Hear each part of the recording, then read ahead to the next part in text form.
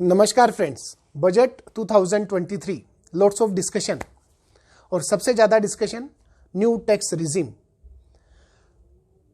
और new tax regime की खास बात ये बोल के प्रमोट किया गया up to 7 lakh no tax. ऐसा नहीं है, मैं आपको बता दूं कौन कौन इस स्कीम को ऑप्ट कर सकते हैं और कौन सी डिडक्शन है जो अलाउड होगी।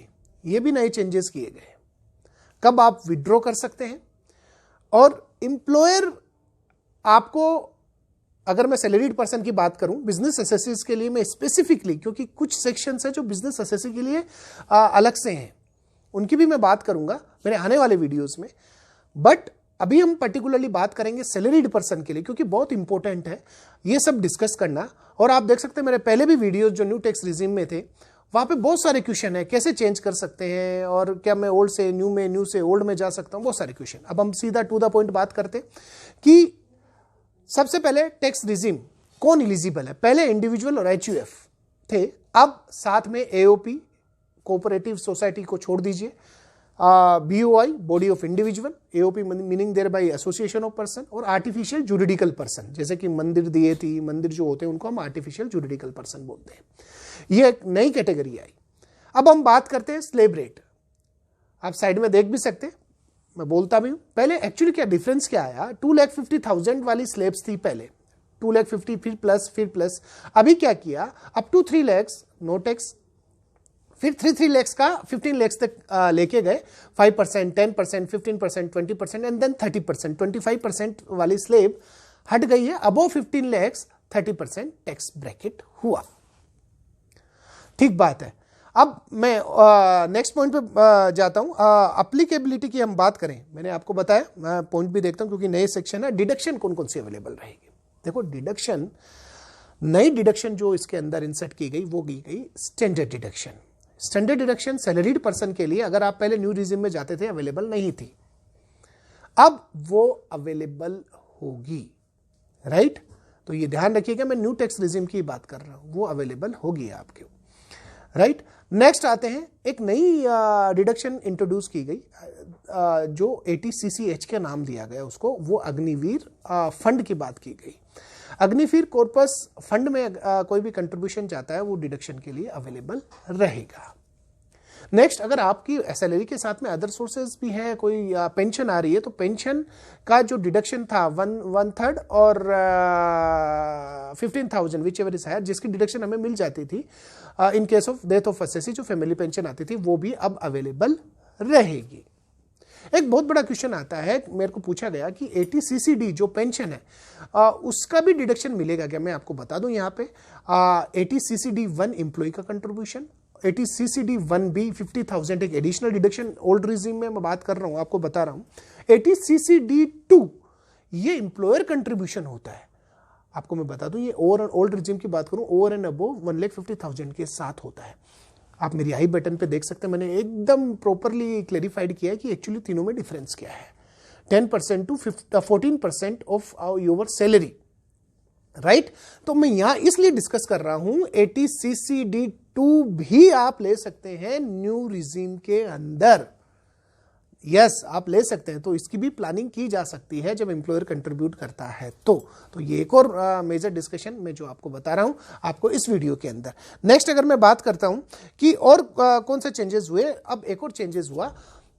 ये कैटेगरी जो है बाय डिफॉल्ट न्यू रिजिम वाली कैटेगरी रहेगी। मीनिंग देयर बाय कि आपको जब आप रिटर्न भरने जाएंगे, पहले क्या था, by default old tax regime आता था, अब by default new tax regime आपके पास रहेगा। अब मीनिंग देयर बाय, देखो अभी क्लैरिफिकेशन मैं एक्सपेक्ट करता हूं गवर्नमेंट देगी। पहले क्लैरिफिकेशन क्या था, एम्प्लॉयर को क्लैरिफिकेशन ये था कि अगर कोई आपको डिक्लेरेशन नहीं देता तो बाय डिफॉल्ट ओल्ड रिजिम में आप जाओगे, अब by default new tax regime में जाओगे आप। राइट, अब क्वेश्चन ये आएगा कि TDS कौन से, आज भी मैं जब सेशन में था तो किसी ने क्वेश्चन पूछा कि सर अब मेरा TDS कौन से रिजिम में कटेगा। TDS आपका न्यू टैक्स रिजिम में कटेगा अनटिल अनलेस आप इसको ऑप्ट आउट नहीं करते। ऑप्ट आउट पे मैं आता हूं, ऑप्ट आउट करोगे तो फिर कौन सी कैटेगरी हो जाएगी, ओल्ड टैक्स रिजिम हो जाएगी। तो बाय डिफॉल्ट कैटेगरी रहेगी आपकी ये, आप चेंज भी कर सकते हैं, मैं आता हूं। नेक्स्ट हम बात करते हैं जो मेजर एक चेंज बात करते हैं, जो एक हाई सैलरी वाले एम्प्लॉइज थे। मैं हाई सैलरी की बात करता हूं 5 करोड़ से ओवर एंड अबो, 5 करोड़ से अबो की बात करता हूं, ओवर और अबो कहने का मतलब 5 करोड़ से ज्यादा। Reason being that major difference is because of surcharge. Earlier जो सरचार्ज था वो था 37%। आप समझिए 37% टैक्स पे, जो भी टैक्स आया, लेट्स अज्यूम 1 लाख का टैक्स है तो 37%, 37,000 आपका सरचार्ज था उस टैक्स पे। अब ये रिड्यूस होके 25% हो गया है। That makes it somewhere around 39%। आप समझिए पहले टैक्स होता है, उस पर सरचार्ज लगता है, दोनों का जो टोटल आता है उस पर 4% सेस लगता है। पहले जो कैलकुलेशन की, अगर हम कैलकुलेशन की बात करें परसेंटेज में, तो ये सारा कैलकुलेशन बन के परसेंटेज का 42.9% समवेयर अराउंड गिरता था। अब ये रिड्यूस होने के कारण 39%। आप देखिए सिग्निफिकेंट समवेयर अराउंड 39 होगा, तो फर्क आएगा। तो आपका ये जो टैक्स रिलीफ है, ये मैं आपको बताऊंगा, कैलकुलेशन भी आपको बताने वाला हूं कि कैसे फर्क पड़ेगा at the end of this, जब हम पहुंचेंगे कि कौन सा आपके लिए बेनिफिशियल रहेगा।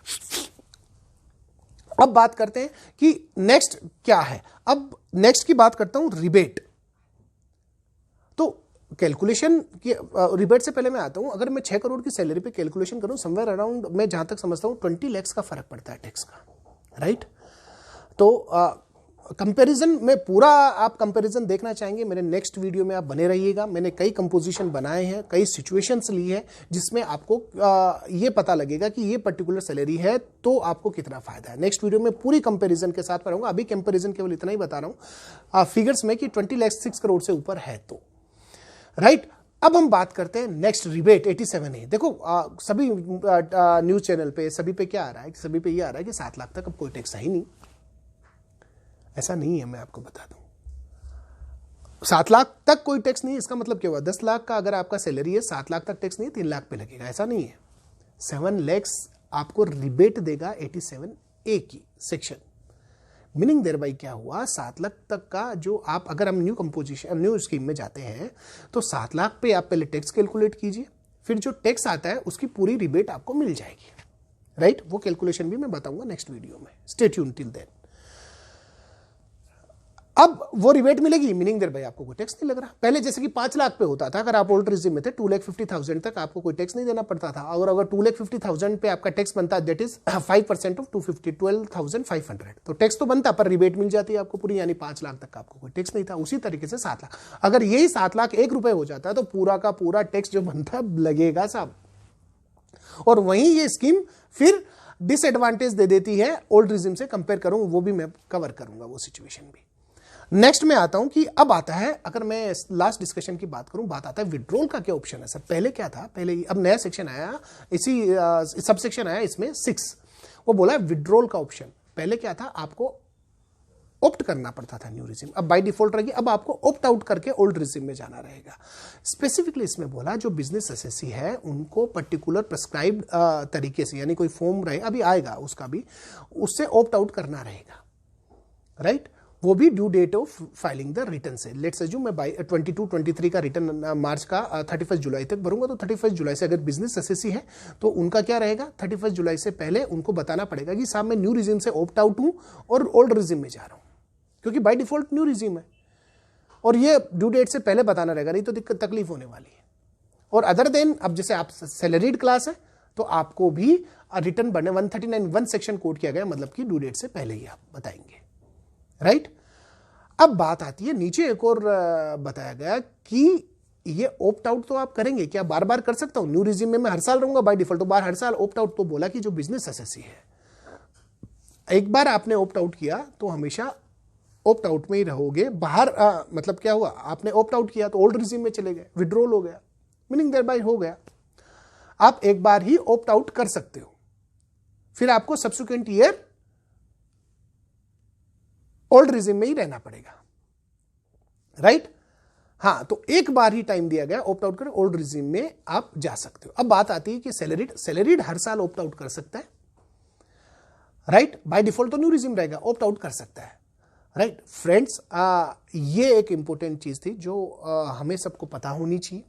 अब जो कंपैरिजन जो है वो मैं ज़रूर आपके साथ रहूँगा। बहुत सारी चीज़ें थी इसके अंदर जो मैंने आपको कन्वे की, बट ध्यान रखिएगा कोई भी डिसीजन लेने से पहले आप कंपैरिजन जरूर करिएगा, और उस कंपैरिजन के लिए मैं अवेलेबल रहूँगा मेरे नेक्स्ट वीडियो में। देखिएगा, माइन्यूटली मैंने उसको कवर किया गया है कि किस तरीके से आपकी जो एटीसी की डिडक्शन है या इसमें नहीं मिलती, हर एक कंपोजिशन बनाए गए हैं। अच्छी तरीके से आप समझिएगा और फिर ही फैसला लीजिएगा। Thanks a lot till then, thank you once again.